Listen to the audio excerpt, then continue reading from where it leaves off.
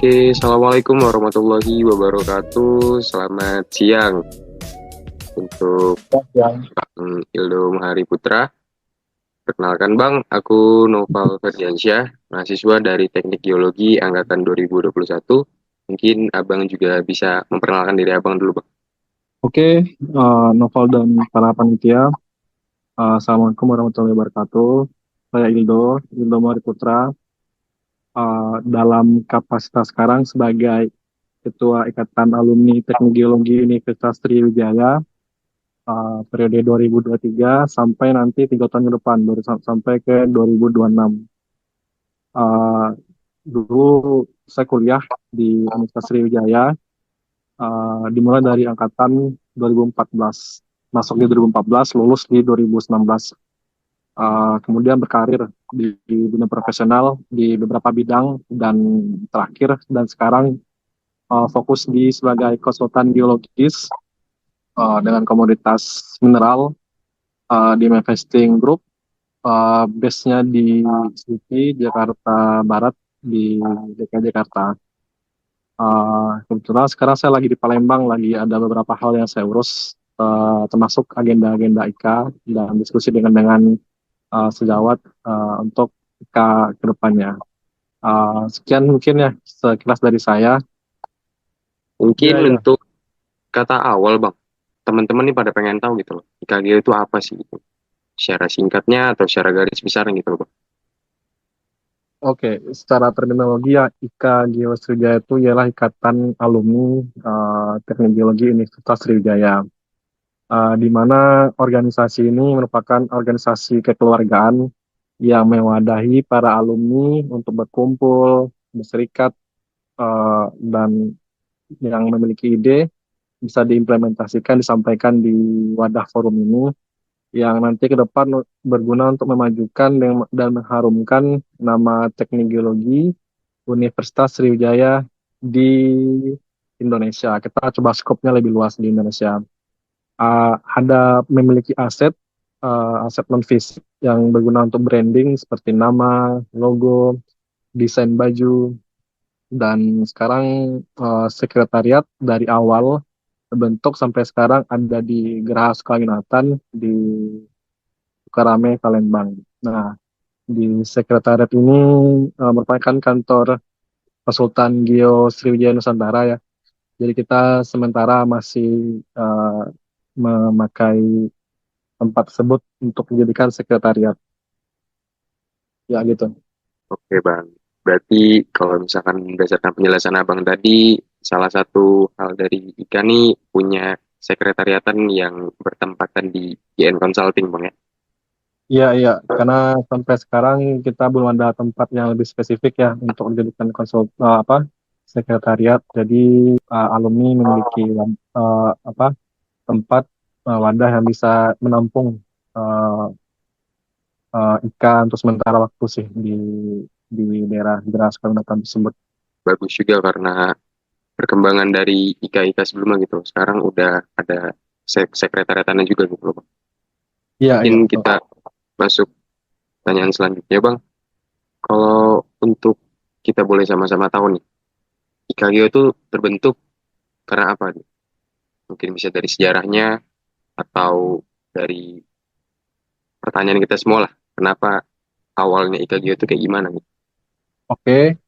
Jadi di sejarah awal terbentuknya IKGO dimulai dari lulusnya beberapa belasan mahasiswa teknik geologi Universitas Sriwijaya angkatan pertama di tahun 2018. Jadi para alumni ini langsung menginisiasi untuk membentuk organisasi alumni sebagai sarana untuk berkarya dan bersilaturahmi pasca kampus. Jadi mereka punya ide langsung dieksekusi seperti itu. Gunanya ialah untuk menindaklanjuti eh, eh, kebutuhan-kebutuhan yang dirasa perlu di kemudian hari.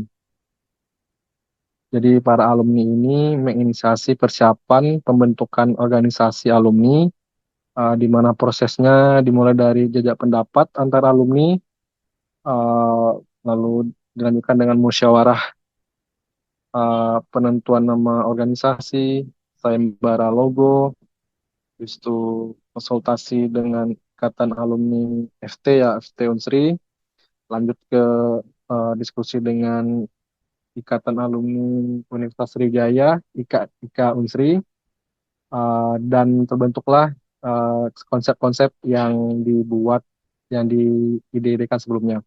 Nah, jadi beberapa konsep itu diantaranya dibentuklah nama dan yang tadi disebutkan, habis itu ada lambangnya. Lambang tuh kalau nggak salah di didesain oleh Kak Ari Bimantara ya, Geologi 2013. Habis itu mulailah pengkristalan dengan adanya MUBES. Jadi di MUBES ini dibentuklah, didiskusikanlah ADART. Nah, dan ada juga pembahasan terkait landasan organisasi. Pun dimusyawarahkan juga penentuan Ketua IKA Geo Sriwijaya, di mana di saat itu terpilihlah Kak Muhammad Adiansyah sebagai Ketua pertama IKA Geo Sriwijaya. Gitu sih kurang lebih. Karena dari waktu ke waktu selama aku ngejabat sebagai pengurus juga, awalnya tuh mengenal Ika juga belum sedetail sekarang gitu loh Bang. Dan sekarang juga kita lihat kan sama-sama udah ada apa sosial media yang udah lebih aktif juga sekarang kan. Dan Ya, ya, juga pasti kegiatannya juga target range-range entah itu seminar dan juga per departemennya udah kelihatan gitu loh Bang semuanya gitu. ya, ya. Untuk agenda-agenda yang kita buat itu sebenarnya merupakan proker dari IKA. Jadi kan Ika sekarang udah berumur 10 tahun ya, udah berumur 10 tahun yang dimana di awal terbentuk tuh di tanggal 28 Oktober 2018. Tadi saya lupa nyampaikan di awal, sekarang udah 2023, udah sekitar 5 tahun ya Kak Geo Sriwijaya. Kita melakukan proker-proker yang selama ini didiskusikan dan dibutuhkan. Nah, yang tadi dilihat itu salah satu beberapa hal sih, tapi mungkin salah satu proker terkait dari Departemen Training Leadership yang sempat diimplementasikan dan dijor-jorkan di medsos. Oke Bang. Udah 5 tahun berarti Bang ya umur Ika Ya, Gio sekarang. ya, ya. Udah 5 tahun, udah tiga kali ganti kepengurusan dari Kadensa, Bang Azret, dan sekarang saya sih. Tapi kalau ngomongin soal peran gitu loh Bang, selama 5 tahun terbentuk dan sampai sekarang gitu, sebagai ikatan keluarga alumni geologi Sriwijaya gitu loh Bang. Kira-kira bentuk kontribusi apa gitu dalam memajukan salah satunya dalam bidang pendidikan dan membantu pengembangan entah itu dari segi karakter untuk penunjang karir gitu loh Bang. Oke, sebenarnya pertama kali kita lakukan ialah engage dengan PSTG, dengan entitas-entitas PSTG, dengan jajaran, dengan mahasiswa melalui HMCG, dengan organisasi profesi seperti eh, IAGI Pusat dan juga MGI dan sejenisnya.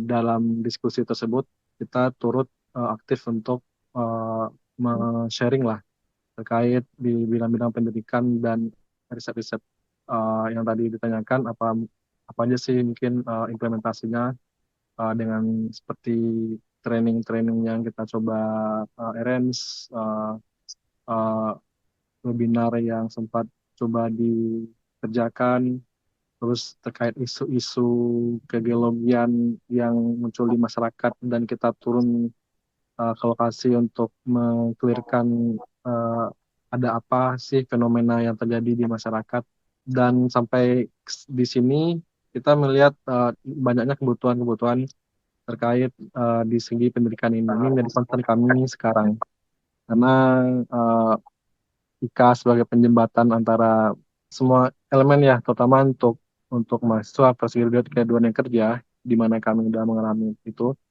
Jadi Oke. kami ingin untuk gimana caranya si fresh graduate atau si mahasiswa tahun akhir dapat langsung keserap di dunia kerja. Mungkin nanti di next kami ada proker namanya Rumah Singgah. Bisa digambarin nggak Bang rumah singgahnya itu? Gimana tuh? Oke, sip. Kebetulan per hari ini ya lagi struggle untuk mengkonsep, mencari istilah, terminologi untuk objektif kegiatan ini. Nah, nanti dan juga sistemnya masing-masing kan. Jadi fresh graduate atau mahasiswa tahun akhir yang tidak ada lagi berhubungan dengan kampus, tapi fokusnya mungkin di fresh graduate ya, bisa dijadikan taruh di satu tempat, di satu rumah. Sana kita melakukan diskusi terkait teknis kegeologian, terkait software yang mungkin di perkuliahan tidak terlalu intensif, namun di dunia kerja sangat-sangat terpakai, sangat-sangat menjual. Dan di tempat tersebut para alumni sharing terkait keilmuan yang mereka miliki masing-masing. Sebab di sini alumni sudah ada jam terbang ya, sudah ada uh, impact ke perusahaannya, sudah exposure ke dunia kerjanya. Jadi men-sharing lah pada mahasiswa atau fresh graduate yang ada di rumah singgah tersebut. Namun untuk sistemnya baru kami bangun, baru didiskusikan. Semoga sistemnya nanti mewakili semua yang berkepentingan dan segera untuk dieksekusi. Ya, seperti itu sih kurang lebih. Oke, oke, oke. Ini salah satu program kerja IKA yaitu Rumah Singgah. Nih, kedengarannya menarik juga sih, Bang. Dan mungkin ada beberapa lagi gitu, Bang, proker-proker IKA yang sedang terkonsep yang mungkin kita sama-sama bisa tahu gitu. Ya, kita ada beberapa uh, proker ya yang mungkin bisa dibilang proker pionir di mana berhubungan dengan PSTG yang pertama. Jadi mengasih masukan ke PSTG terkait kurikulum. Mungkin ini jatuhnya timbal balik exposure dari dunia kerja, apa sih yang dibutuhkan. Jadi mungkin nanti untuk masukkan ke kurikulum berikutnya sehingga variasi mata kuliah di dalam kurikulum yang akan dibuat, yang akan dilaksanakan di prodi berikutnya itu ada hal-hal yang kayak komoditas nikel atau emas yang lebih spesifik karena pangsanya lebih luas. Nah, yang kedua dengan mahasiswa yang tadi ke rumah singgah. Terus ada beberapa proker lain yang kita coba arrange, tapi itu jatuhnya di internal ya, internal para para alumni. Jadi untuk memperkuat silaturahmi antar alumni, untuk sharing informasi, acara-acara keakraban, dan acara-acara yang positif-positif lainnya. Ya, paling seperti itu sih. Ini cukup menarik dan kalau misalkan kita berbicara soal program kerja, aku termention mengenai visi IKGO ke depan gitu, Bang. Atau rencana-rencana ke depan untuk IKA itu sendiri, Bang. Oke. Nah, Sebenarnya visi dan misi ini udah sempat disampaikan ya di beberapa momen dengan dosen, dengan HMTG juga. Jadi visi misi ini menjadi landasan kami grand design untuk ke pergerakan IKA di prode ini. Jadi visi misi KG Sriwijaya di tahun 2023 sampai 2026 yang pertama visi ya menjadikan IKA lebih bermanfaat secara internal, memiliki database yang jelas dan update. Yang kedua, membuat IKA yang memiliki impact ke PSTG, para alumni, mahasiswa, sosial pemerintahan, dan organisasi profesional lainnya. Itu visi.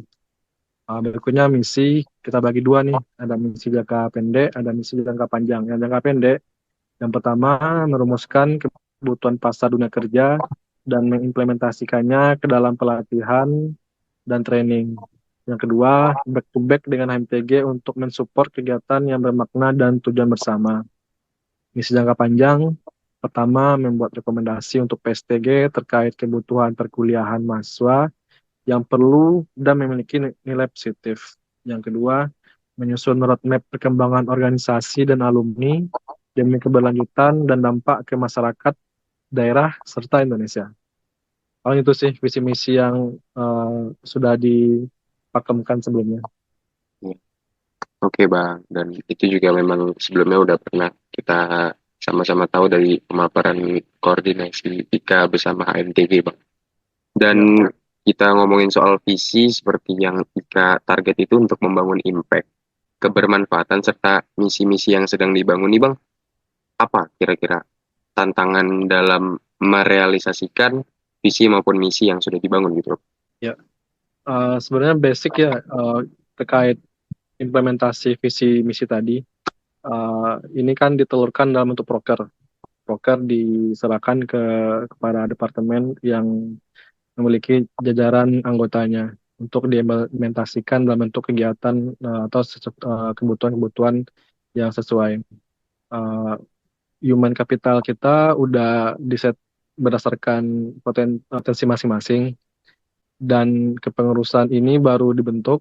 SK-nya mungkin di bulan depan bakalan ada, namun eksekusinya sudah kita mulai sebelum SK-nya turun dalam bentuk training dan lain sebagainya macamnya. Kalau untuk membreakdown satu persatu nanti ditelurkan dalam bentuk proker. Proker yang kita setting sudah mencerminkan dari visi misi yang dibuat. Jadi untuk tantangan kedepannya, pertama paling manajemen human capital ya para BPH. Yang kedua menggemakan kepada insan-insan IKA, anggota IKA dan para mahasiswa, dan promosinya kita coba masif melalui medsos. Ini lumayan positif karena medsos sangat impact-nya udah kerasa, mungkin udah sampai sejauh itu, udah semasif itu disampaikan di media sosial. Udah beberapa kali postingan yang sempat ditampilkan dari hasil kerja yang pernah dibuat. Namun memang fokus sekarang masih di training. Tahun depan SK muncul, kita gas gigi 5 mungkin untuk merealisasikan proker-proker yang masih dalam bentuk konsepan atau proker yang masih dalam bentuk akan dieksekusi. Gitu sih. Dari banyaknya batu sandungan ataupun hadangan tadi, aku terpikir kayak gini, Bang. Kan kalau misalkan untuk kepengurusan IKA sekarang, rata-rata pengurusnya itu entah itu sudah ada yang bekerja ataupun belum gitu, Bang.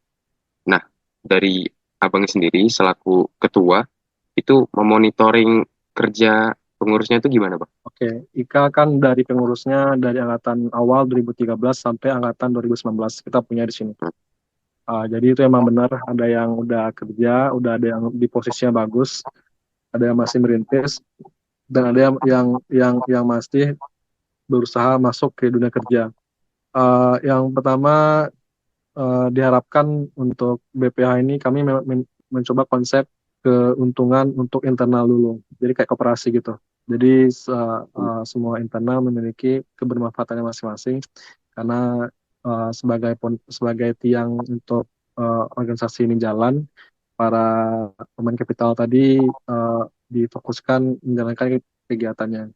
Sistem seperti koperasi tadi, Bang ya, yang Ya, aku tangkap tadi. Mungkin pertanyaan terakhir, Bang, di sesi podcast kali ini, itu untuk koordinasi antara kami, masa himpunan, dan juga IKG gitu. Mungkin saran atau pesan untuk kami sebagai masa himpunan supaya terjalin koordinasi yang erat, kuat, dan juga dinamis gitu.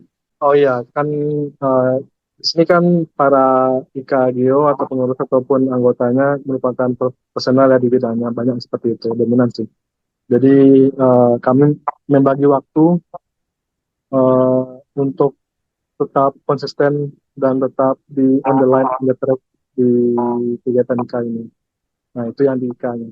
Dengan mahasiswa, beberapa kali kami sempat diskusi, minta saran, gabung di diskusi, biar yang kami konsepkan itu sejalan dengan kebutuhan zaman, dengan kebutuhan dari para mahasiswa atau fresh graduate.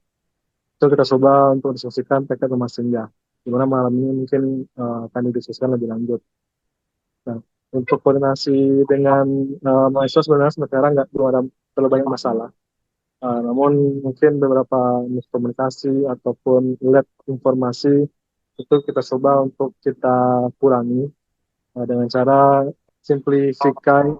mensimplify informasi tersebut. Jadi informasi yang simple dan uh, disampaikan dengan benar akan membuat informasi tersebut clear gitu, tanpa ada kalimat sayap atau penerjemahan lainnya.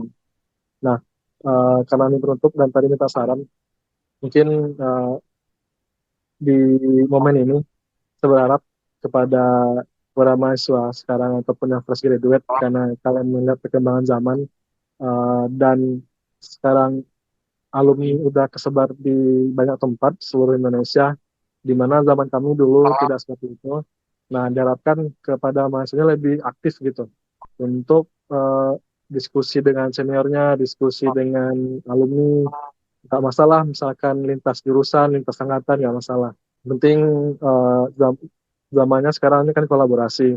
Jadi bisa aja mungkin IKG Unsri kolaborasi dengan jurusan lain atau IK-IK lain dan kalian memiliki manfaat di sana.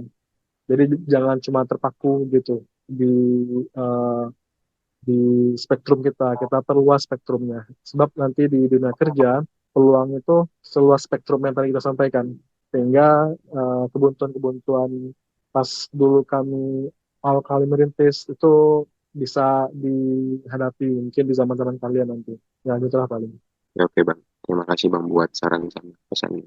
Tapi sebenarnya ada satu sih Bang yang aku bingung dan penasaranin gitu. Untuk kita nih sebagai masa himpunan yang nanti udah lulus gitu loh.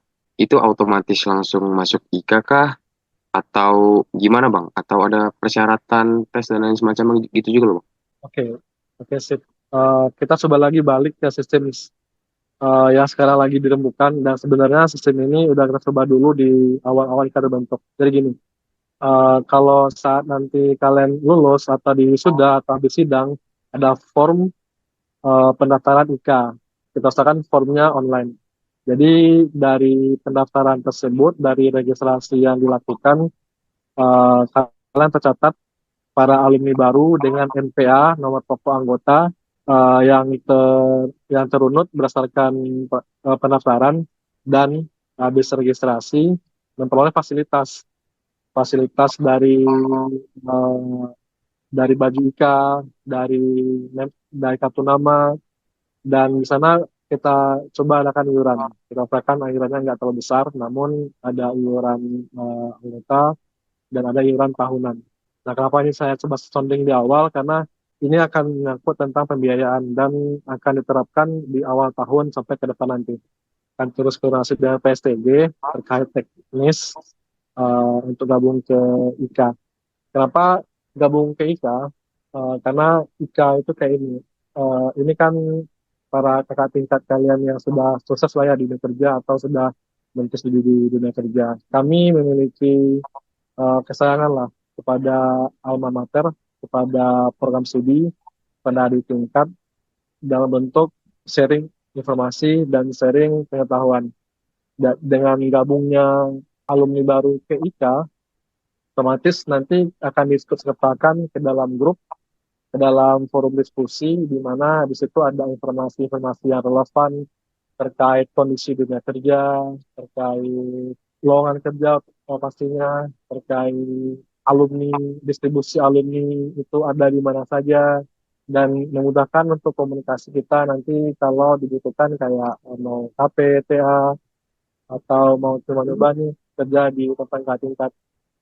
Paling seperti itu sih. Ya cukup menjawab Bang dari pertanyaan aku tadi gitu loh. Karena emang awalnya tuh sempat mikir kayak gitu juga gitu loh Bang.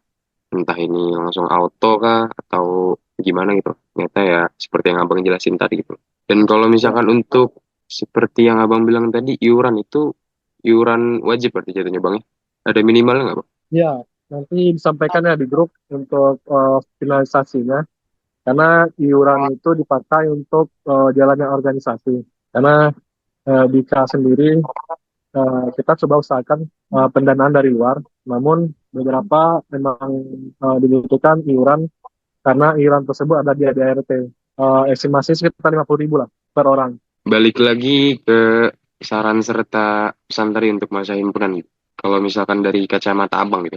HMT gini kan sekarang udah satu dekade umurnya Bang, udah 10 tahun dan pasti ada perbedaan zaman lah HMTG yang dulu dan sekarang gitu. Kalau misalkan menurut Abang relevansi HMTG itu seperti apa Bang? Karena kita yang sama-sama tahu rata-rata untuk umur yang menjadi mahasiswa sekarang kan rata-rata Gen Z bang. Dan Gen Z tuh salah satunya perannya itu entah itu seperti yang Bang bilang tadi kolaborasi dan juga akses terhadap dunianya udah luas gitu. Dan relevansinya terhadap HMTG menurut abang gimana bang? Oke, sebenarnya kalau saya lihat generasi sekarang sebenarnya nggak terlalu berbeda dengan kami ya. Kami dulu mungkin di awalnya sih untuk mengenal medsos dan beberapa orang memanfaatkan tersebut. Contohnya sebenarnya ikut konferensi itu informasi dari Instagram.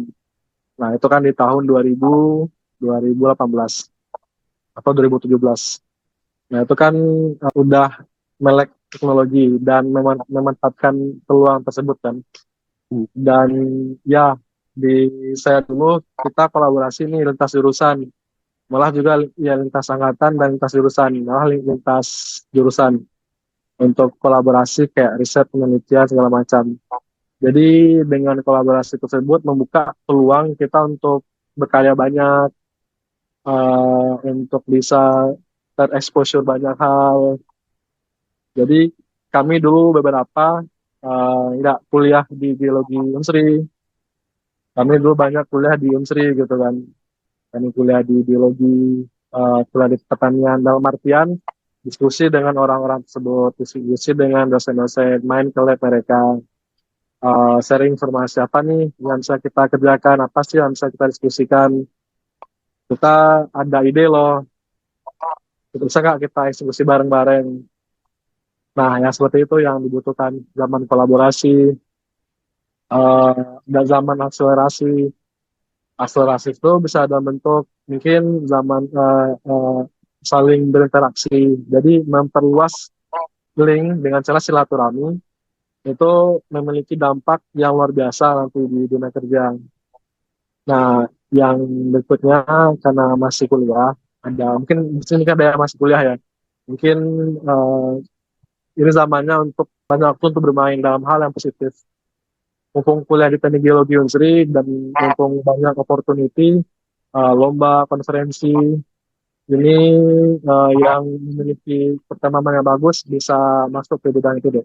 Benar-benar benar. Karena kita nggak bisa terus berkutat di struggle yang itu aja juga gitu kan bang sampai sekarang. Ya, ya.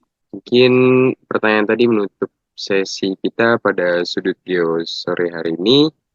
Aku selaku moderator mengucapkan banyak terima kasih kepada Bang Eldo Mohari Putra selaku narasumber dan juga ketua umum dan ketua dari IKA Geo Sriwijaya. Mungkin ada closing statement dari Abang. Silakan Bang. Ya, untuk kedepannya kita bakalan terus berkontak mungkin dengan Prodi HMTG sampai 3 tahun ke depan. Diharapkan informasi-informasi seperti ini terus disampaikan, track record kita yang pernah saling koordinasi, saling komunikasi disampaikan ke para adik tingkat, informasi-informasi yang relevan sehingga nanti ke depannya kita terus berkoordinasi, terus bekerja sama, terus berkomunikasi. Jadi apa yang kami dulu impikan terus tertelurkan ke adik-adik tingkat di himpunan, di mahasiswa-mahasiswa. Dan masukan-masukannya semoga juga di PSTG dengan adanya mungkin sumber daya baru dan dapat kalian kondisikan dengan kondisi-kondisi terbaru sehingga apapun itu kita tetap bersilaturahmi lah. Ya paling itu sih dari saya. Semoga membantu untuk kedepannya. Baik, terima kasih banyak Bang Eldo. Closing statement dari Bang Eldo tadi menutup sesi kita pada hari ini. Saya Nova Fedensia selaku moderator pamit undur diri. Sampai jumpa di sudut geo selanjutnya. Dadah.